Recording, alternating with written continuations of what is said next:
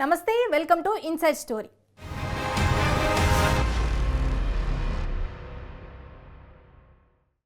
ఏది నిజం, ఎవరు చెప్పేది నిజం? అధికార పక్షం చెప్తున్నది వాస్తవమా లేదంటే విపక్షం చూపిస్తున్న లెక్కలు కరెక్టా? రైతు రుణమాఫీ విషయంలో ఇప్పుడు ఇవే సందేహాలు. దీనిపైనే సవాళ్లు ప్రతి సవాళ్లు వినిపిస్తున్నాయి. ఇదే సమయంలో టార్గెట్ బీఆర్ఎస్ అన్నట్లుగా రాజకీయం సాగుతోంది. బీజేపీలో బీఆర్ఎస్ విలీనమవుతుందని కాంగ్రెస్ అంటుంటే లేదు కాంగ్రెస్లోనే బీఆర్ఎస్ విలీనమని బీజేపీ చెప్తోంది. ఇలాంటి అంశాలపై విశ్లేషణతో వచ్చింది ఇవాల్టి ఇన్సైడ్ స్టోరీ.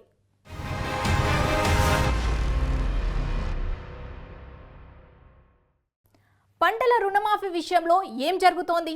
అర్హులైన వారందరికీ మాఫీ చేస్తామని సీఎం రేవంత్ రెడ్డి చెప్తున్నారు. ఎవరైనా అక్కడక్కడ ఉంటే స్పెషల్ డ్రైవ్లో సమస్య పరిష్కరిస్తామంటున్నారు. బీఆర్ఎస్ మాత్రం అంత సీన్ లేదంటోంది. ప్రభుత్వమే 31,000 కోట్లు ఖర్చవుతాయని లెక్కలు వేసి కేవలం 18,000 కోట్లతోనే మొత్తం రుణాలను ఎలా మాఫీ చేస్తోందని ప్రశ్నిస్తోంది. ఇదే ఇప్పుడు తీవ్ర గందరగోళానికి కారణమైంది. ఇంతకీ ఎవరు చెప్తున్న లెక్కలు కరెక్ట్? లోగుట్టేంటి?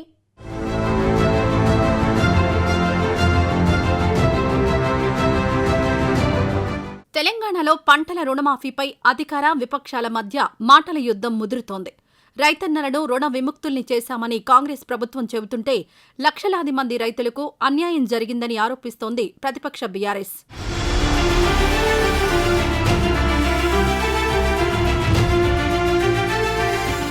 తెలంగాణ వ్యాప్తంగా రుణమాఫీకి అర్హులుగా 32,50,000 మంది రైతులను గుర్తించారు అధికారులు. ఇందుకు అనుగుణంగా ప్రభుత్వం బడ్జెట్లో నిధులు కేటాయించింది. ఆగస్టు 15లోగా మొత్తం 2 లక్షల లోపు రుణాలున్న వారికి మాఫీ చేస్తామని సీఎం రేవంత్ రెడ్డి పలుమార్లు ప్రకటించారు. అందుకు తగ్గట్లుగానే జూలై 18న మొదటి విడతగా ₹1,00,000 వరకు రుణాలున్న వారి ఖాతాల్లో నిధులు జమ చేశారు. తొలి విడతలో 11,14,412 మంది రైతన్నలకు లబ్ధి చేకూరింది. ఇందుకోసం 6,034 కోట్లను కేటాయించింది ప్రభుత్వం.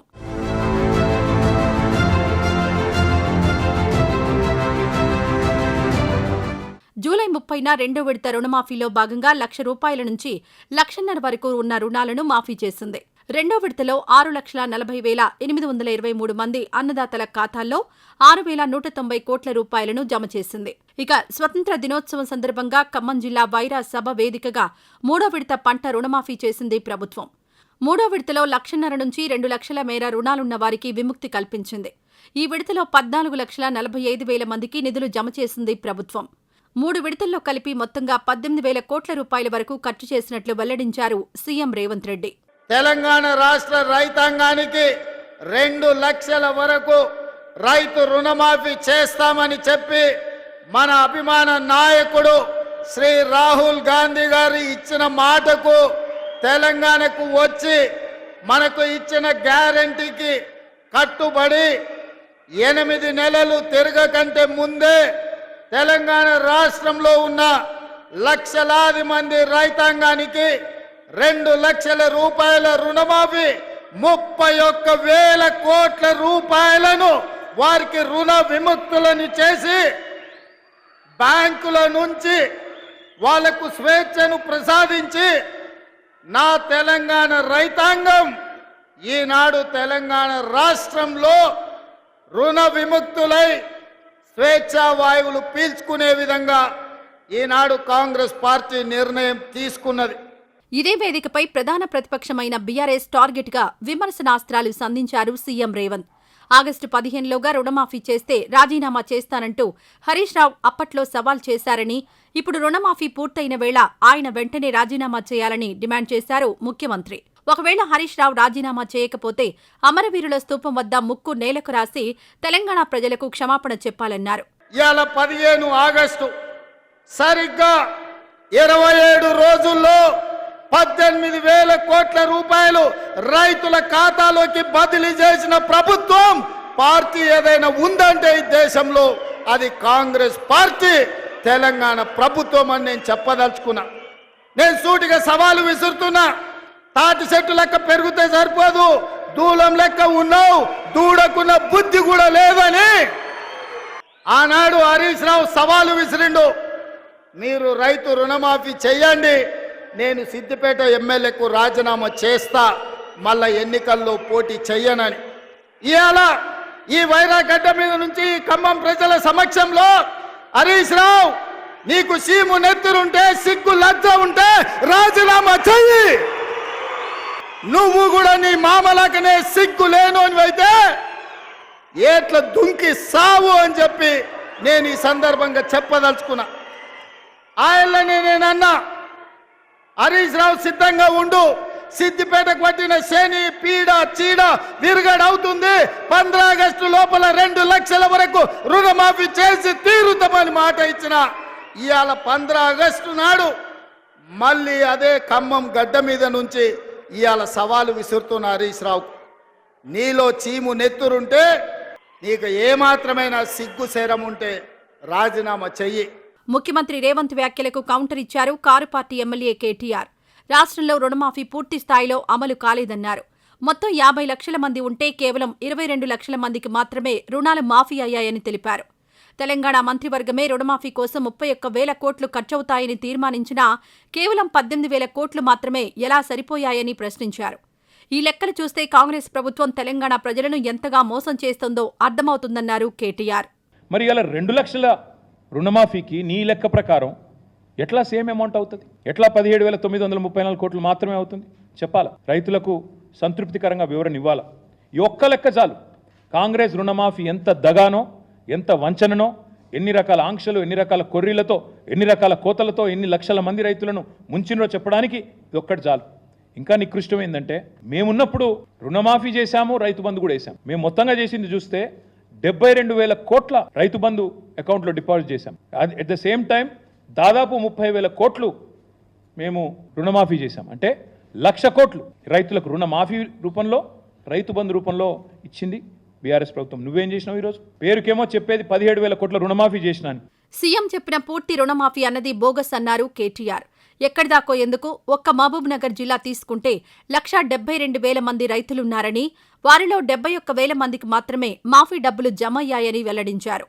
ఖమ్మం జిల్లాలో 3,73,000కు పైగా రైతులుంటే కేవలం 1,16,000 మంది ఖాతాల్లో మాత్రమే సొమ్ములు జమ అయ్యాయని తెలిపారు.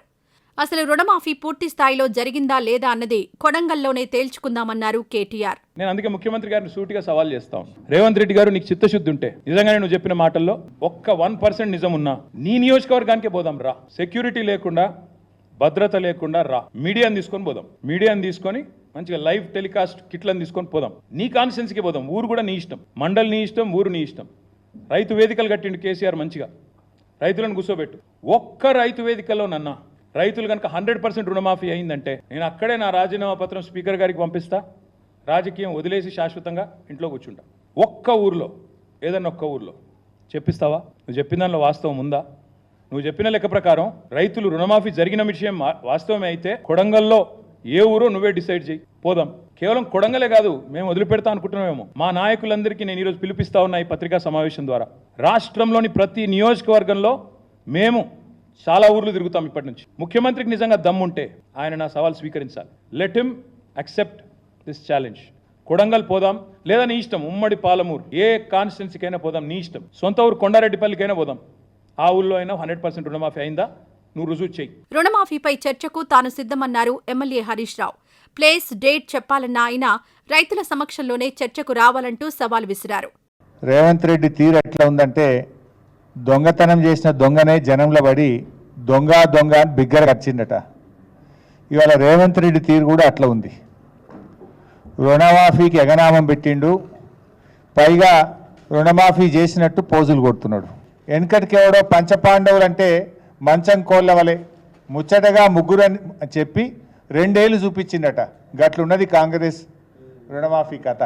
ఆ రోజు చెప్పిందేమో 40,000 కోట్ల రూపాయలు, డిసెంబర్ 9 అని మాట తప్పిండు. 15 ఆగస్టు కల్లా రాష్ట్రంలో రైతులు అందరినీ రుణ విముక్తుల్ని చేస్తా, ఈ రాష్ట్రంలో అప్పులకు రైతులకు ఉండనే ఉండవు, రుణగ్రహీతలుగా ఉన్న రైతులన్నీ కూడా నేను అప్పు కట్టి వాళ్ళందరినీ రుణ విముక్తులు చేస్తా అని చెప్పి మరి ఆ రోజు ఉపన్యాసాలు చెప్పిండు. మేనిఫెస్టోలో ఎలక్షన్ టైంలో 40,000 కోట్లు అన్నారు. క్యాబినెట్ మీటింగ్ పెట్టి 31,000 కోట్లని చెప్పారు. బడ్జెట్లోనేమో 26,000 కోట్లే పెట్టినరు. మరి ఎవరికి ఎగబెడతారు? 26,000 కోట్లు ఏ రకంగా సరిపోతాయి అని చెప్పి ఆ రోజు అసెంబ్లీలో గట్టిగా నిలదీసినాం. రైతు రుణమాఫీ మీద, రైతు భరోసా మీద అసెంబ్లీలో చర్చ పెట్టాలని చెప్పి పట్టుబట్టాం. కానీ ప్రభుత్వం శాసనసభను వాయిదా వేసుకొని ముఖం చాటేసి చర్చ పెట్టకుండానే అసెంబ్లీలో పారిపోయింది, చేతులెత్తింది కాంగ్రెస్ ప్రభుత్వం. తన రాజీనామా విషయంలో సీఎం రేవంత్ రెడ్డి చేసిన వ్యాఖ్యలపై మండిపడ్డారు మాజీ మంత్రి హరీష్ రావు. మాఫీ చేయలేకపోయిన రేవంత్ రెడ్డే రాజీనామా చేయాలని డిమాండ్ చేశారు. ముఖ్యమంత్రి రేవంత్ రెడ్డి తొండి చేయడంలో తోపు అని, పరిపాలనలో ఫ్లాప్ అని ఆరోపించారు. 2 విషయాల్లో మాత్రం రేవంత్ రెడ్డిని కొట్టేటోళ్ళు ఎవరు లేరబ్బా. 2 విషయాల్లో రేవంత్ రెడ్డి టాప్. తొండి చేయడంలో తోపు, బూతులు తిట్టడంలో టాపు. ఇంట్లో మాత్రం ఆయన దాటోడు ఎవరు లేడు. పరిపాలనలో ఫ్లాపు, తొండి చేయడంలో తోపు, బూతులు తిట్టడంలో టాపు. ఇంట్లో మాత్రం ఎవరికి అనుమానం ఉండాల్సినటువంటి అవసరం లేదు. ఇలా రుణమాఫీ చేయలేక చేతులు ఎత్తేసినందుకు నువ్వు రాజీనామా చేయాలి. నువ్వు బేషరతుగా రాజీనామా చేయాల్సింది నువ్వు. దేవుళ్ళ మీద ఒట్లు పెట్టి మోసం చేసింది నువ్వు. సిగ్గు లేకుండా ఇంకా వెనకటికో సామెత ఉంటుంది, చోరు ఉల్టా కోత్వాల్కు డాంటే అంటారు. ఇవాళ నువ్వే ఉల్టా ఇంకా మాట్లాడే ప్రయత్నం చేస్తున్నావు నన్ను రాజీనామా చేయమని. రుణమాఫీలో కోత, మాటలేమో రోత. ఇది రేవంత్ రెడ్డి వైఖరి. నీ బూతులతో రైతుల రుణమాఫీ పూర్తవుతుందా? నువ్వు బూతులు తిట్టినంత మాత్రాన రుణమాఫీ పూర్తవుతుందా? ఏమనంటే తొండి చేసుకుంటే మొండిగా మాట్లాడుతున్నావు.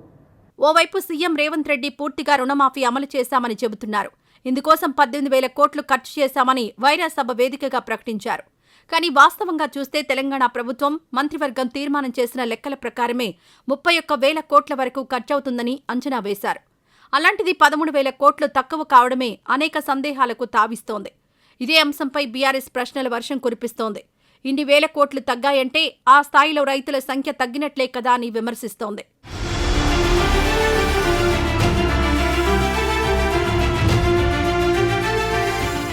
ప్రభుత్వం మాత్రం ఇప్పటికే అర్హత ఉండి సాంకేతికంగా రైతు రుణమాఫీ డబ్బులు పడని వారికి న్యాయం చేస్తామని హామీ ఇచ్చింది.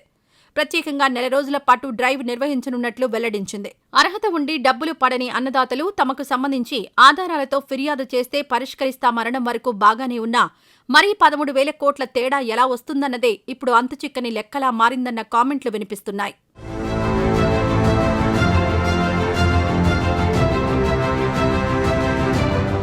ఇది ఇవాల్టి ఇన్సైడ్ స్టోరీ. రేపు మరో ఎపిసోడ్లో మళ్ళీ కలుద్దాం. అంతవరకు సెలవు, నమస్తే.